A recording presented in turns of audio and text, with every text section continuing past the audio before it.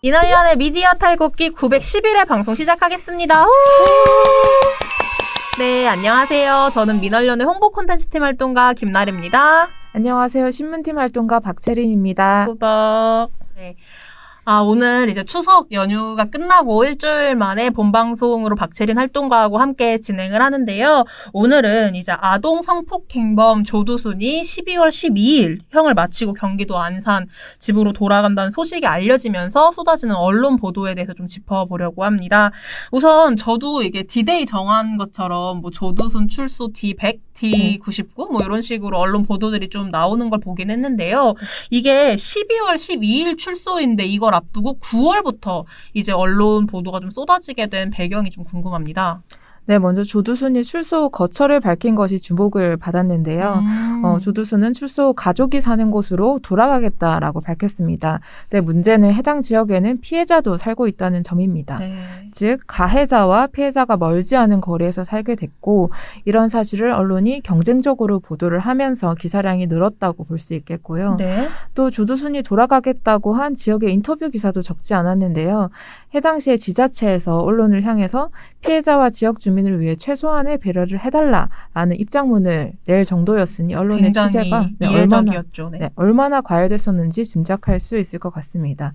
그래서 그만큼 문제 보도도 꽤 보였는데요. 저희 민원련은 조두순 석방 관련 보도가 본격적으로 나오기 시작한 9월 1일부터 26일까지 6개 종합일간지와 2개 경제지의 지면 및 온라인 보도를 분석해서 어떤 문제가 있는지 한번 살펴봤습니다. 네, 이게 박채린 활동가 말대로 저는 처음에는 왜 갑자기 9월인데 보도가 쏟아지지 좀 궁금했는데 이게 본인이 이제 원래 가족들이 있는 안산으로 돌아가겠다라고 하면서 좀 문제가 불거지고 당연히 이제 안산 시민들도 좀 불안을 떨게 되고 그러면서 언론 보도도 너무 많아지고 그래서 저는 그 안산 시장이 이례적으로 그 호소문 같은 걸 올렸잖아요. 그렇게 너무 뭐 보도를 하지 말아달라고 저는 이런 경우도 또 처음 봐가지고 굉장히 지금 언론 보도가 좀 자극적으로 생산되고 있겠구나라고 추측을 하고 있었는데 오늘 박채린 활동가하고 함께 좀 자세하게 이야기해볼 수 있을 것 같습니다.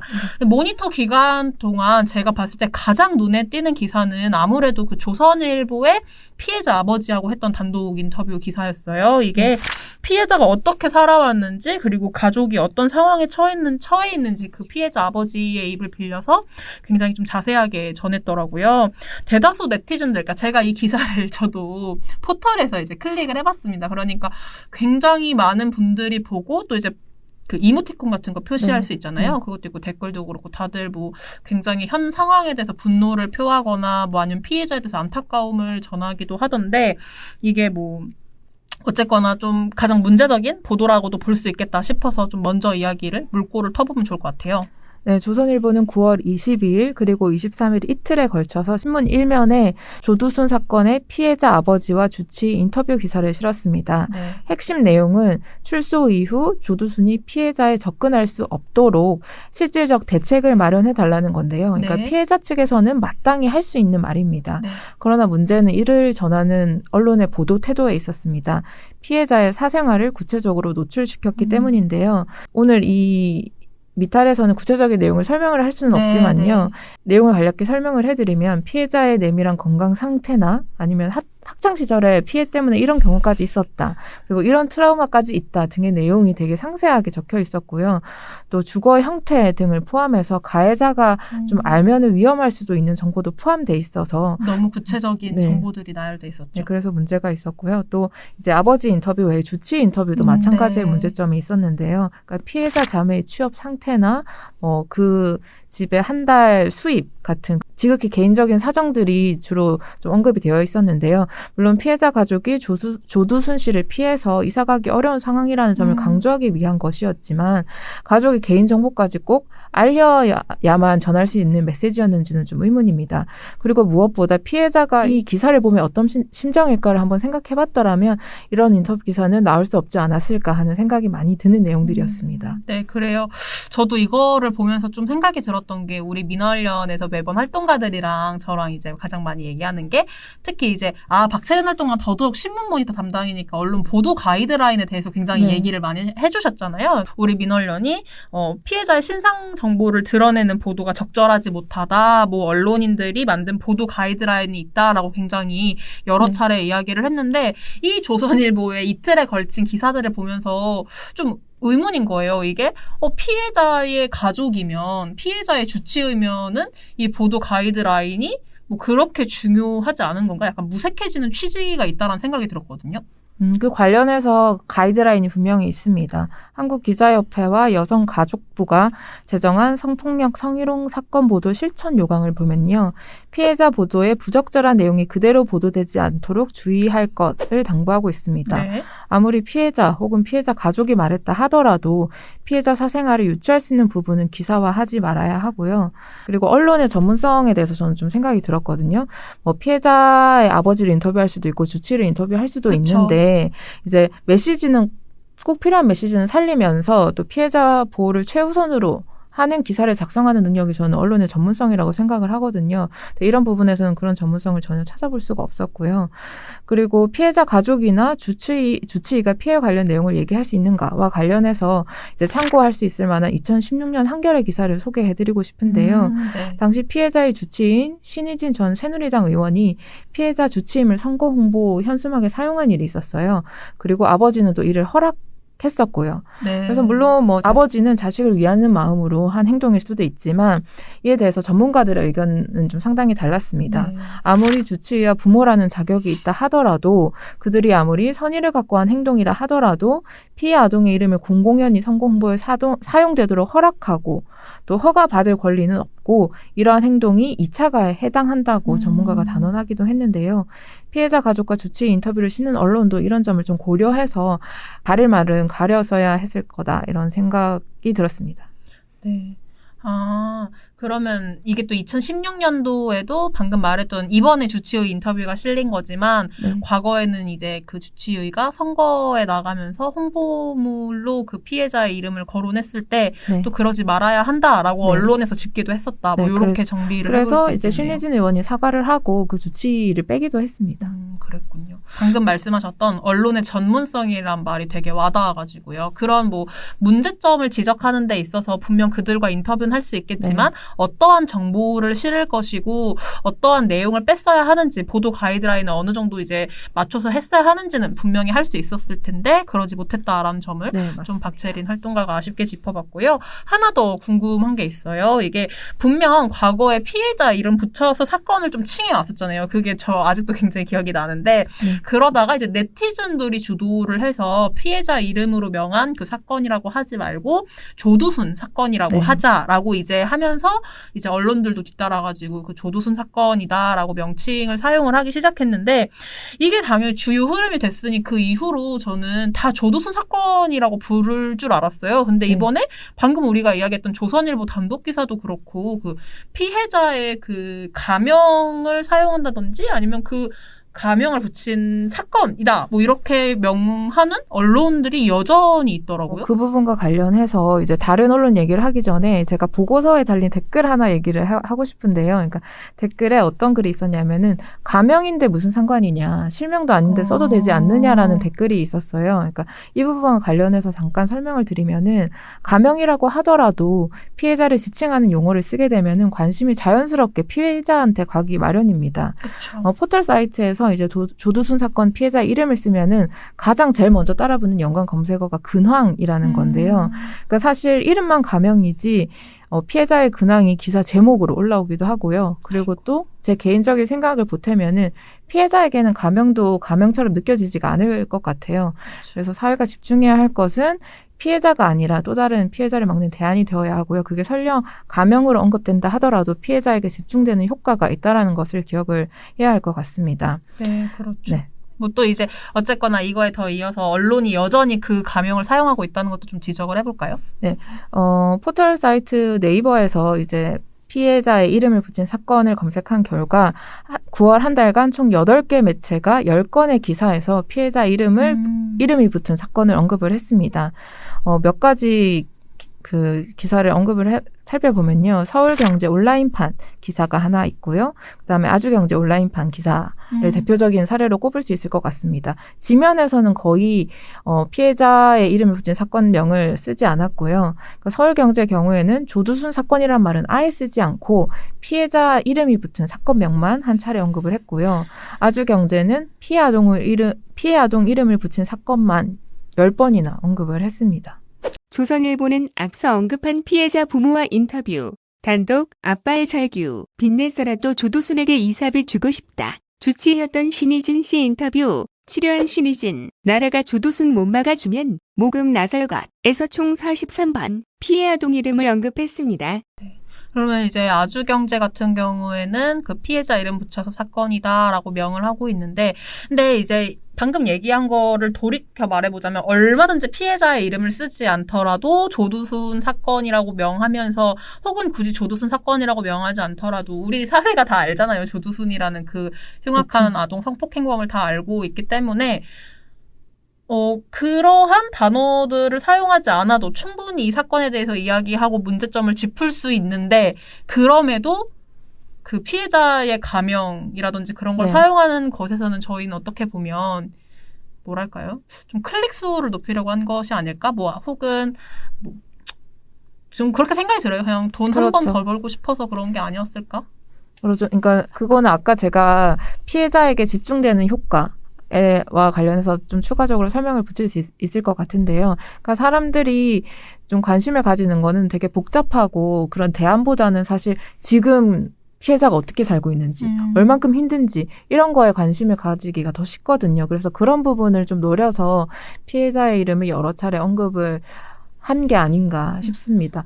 2009년에 중앙일보는 이제 우리는 땡땡땡 사건으로 쓰지 않고 조두순 사건으로 쓰겠다. 네. 이런 제목의 기사를 일면에 실었거든요. 그 이후에 많은 언론들도 따라했고 이런 문제의식을 대부분 사람들도 공유하고 있고요. 그쵸. 그럼에도 불구하고 언론이 계속 피해자 이름을 언급한 사건을 쓴다는 것은 사실 의도적인 행동이라고 볼 수밖에 없죠. 네, 좀 그렇게 생각을 해볼 수 있어서 그래서 좀 같이 분노하고, 그래서 그런 기사들에는 또 그런 댓글들 찾아볼 수 있어요. 되게 네티즌들이, 시민들이 나서서 이 기자 진짜 맞아요. 못됐다. 너 어떻게 그럴 수 있냐. 기사 내려라. 삭제해라. 그러니까 심지어 육두문자까지 날리면서 굉장히 분노를 표하는 네티즌들을 볼 수 있거든요. 그러니까 다 같은 감정을 공유하고 있다. 뭐 그렇게 저는 좀 생각이 듭니다.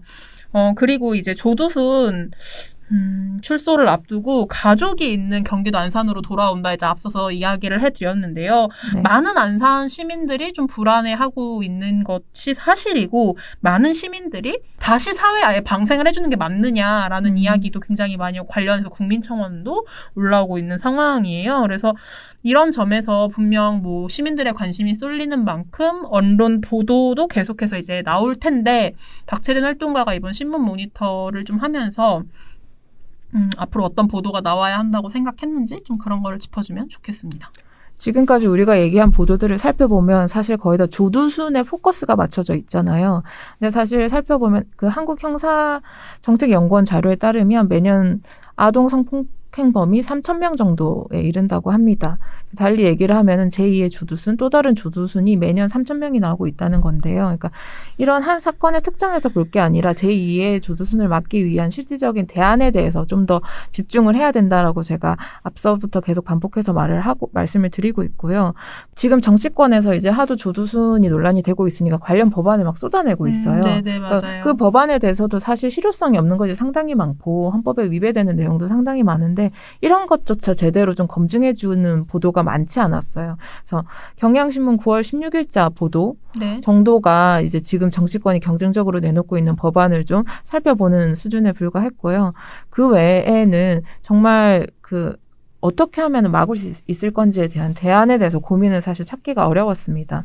진짜 피해자를 보호하길 원한다면은 피해자 근황을 적고 또 되게 실효성이 낮거나 반복된 제도만 살짝 얹은 기사를 내보낼 게 아니라 제도의 부족한 점을 끈질기게 수정을 하고 또 성폭력 예방을 위한 어떤 프로그램이라든지 제도를 촉구하는 변화가 많아져야 하겠고요. 네. 그리고 나아가서 왜곡된 성인식이 팽배한 한국 사회를 좀 구조적으로 바꿀 수 있는 다양한 기획보도나 심층 보도가 많아져야 한다고 생각을 합니다.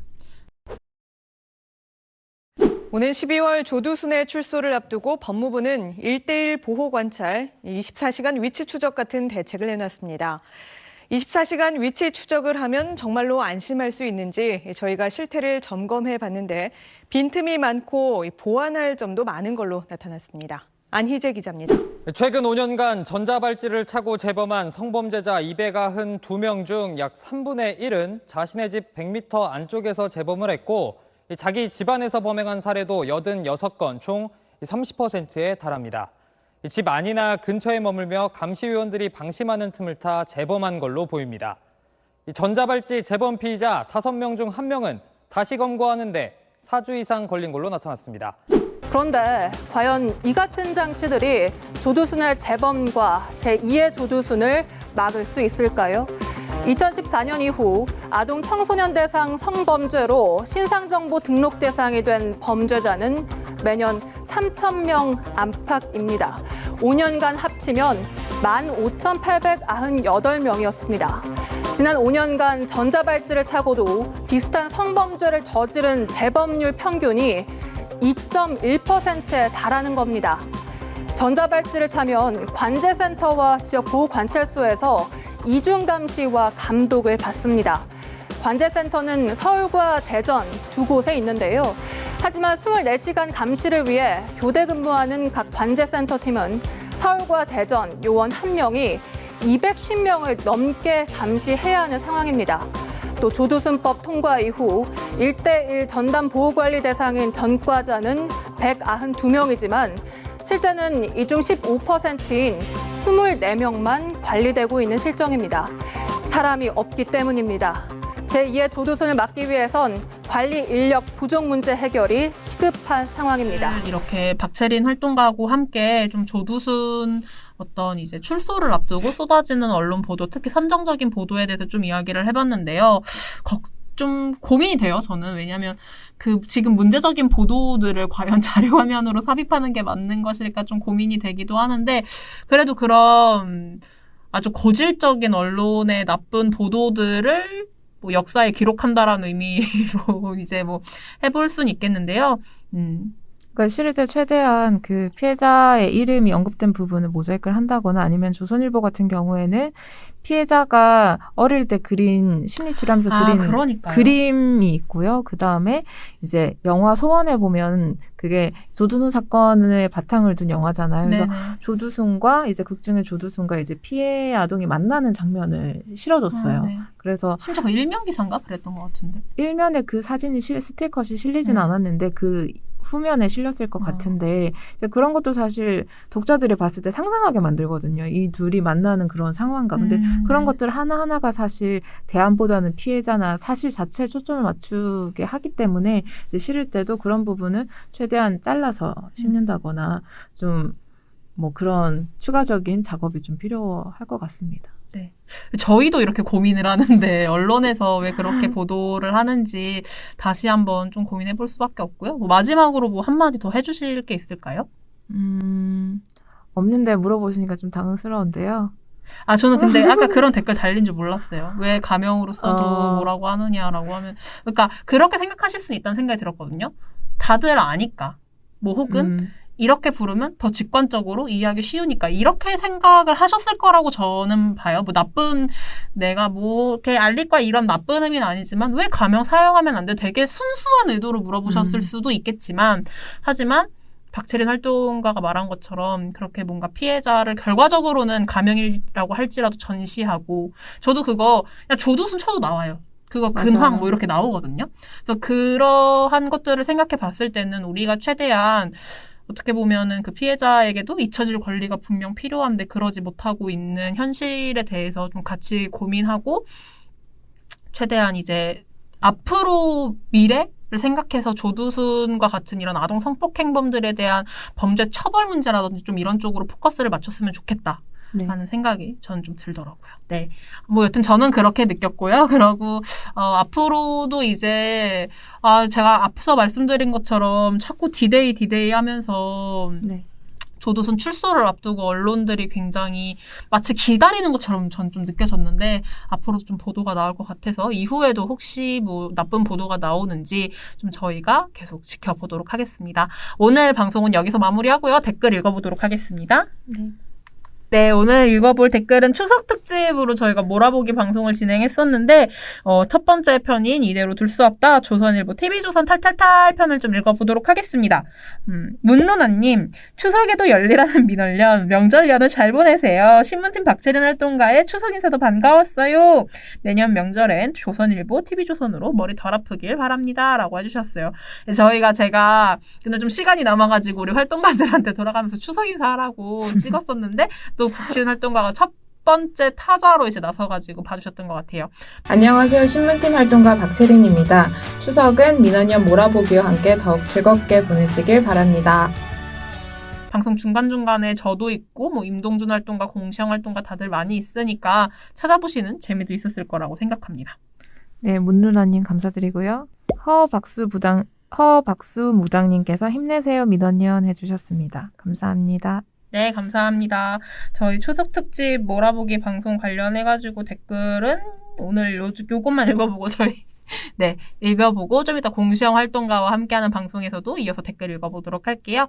오늘은 이렇게 조두순 이야기로 뭐 월요일을 시작했는데 그렇게 시간이 빨리 지나가다니 뭐 그런 생각이 들어요. 네, 오늘 방송 여기서 마무리하고요. 저희 내일 방송은 공시영 활동가와 함께 돌아오도록 하겠습니다. 민원련의 미디어 탈곡기는 내일도 열심히 털어드리겠습니다. 탈탈탈 안녕.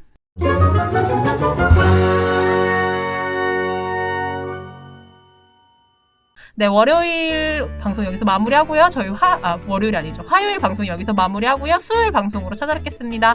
민원련의 미디어 탈곡기는 내일도 열심히 털어드리겠습니다. 탈탈탈. 다시 할게요. 어떻게든 끌어가 보려고 했는데 안 되겠다.